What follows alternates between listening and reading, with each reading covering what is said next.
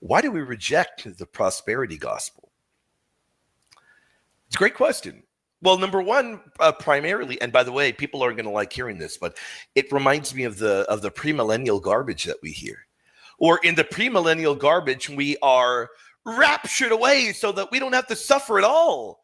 Raptured away so that no suffering occurs. Now that's garbage. Plain and simple, it's trash. And it reminds me a whole lot of that. It contradicts the life and it contradicts the teachings of Christ, because Christ was poor. And Christ tells you very clearly in the Gospel of St. Luke, chapter 9, verse 23, if anyone would come after me, let him deny himself, take up his cross, and follow me. You know, there's an enormous difference there, a big difference. Now, there's nothing wrong with getting money. Obviously, we all need money to survive. There was even a money bag among the apostles.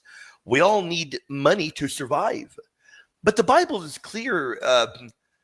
The Bible is clear that you shouldn't equate wealth with God's favor, and that's what the prosperity gospel does. Because remember what the Gospel of St. Luke chapter 6, verse 20 to 24 tells you. Blessed are you who are poor. Woe to you who are rich. And 1 Timothy 6, let me open up 1 Timothy 6. Let me read it. Don't crash. Well, let me open up 1 Timothy 6. One moment. Because I know where it is. I just don't remember it off the top of my head. 1 Timothy 6, one moment. Useless wranglings of men of corrupt minds and destitute of truth, who suppose that godliness is a means of gain. From such withdraw yourself.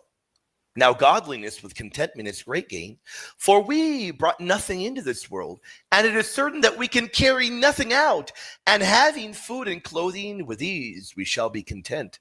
But those who desire to be rich fall into temptation and a snare, and into many foolish and harmful lusts, which drown men in destruction and perdition.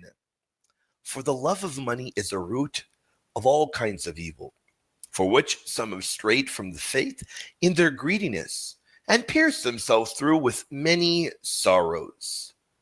There you go. You have it right there. You have it right there.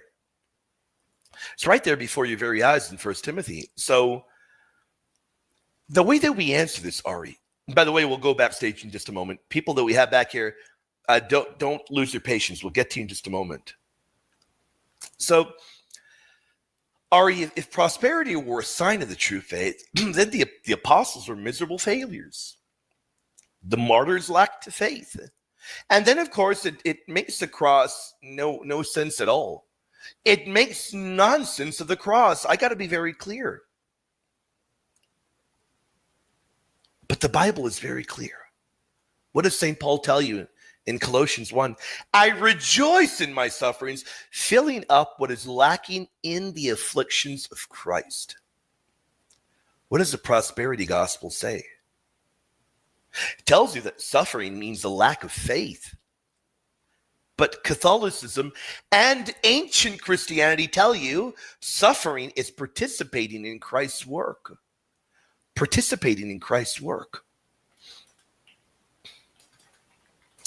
Very clear difference.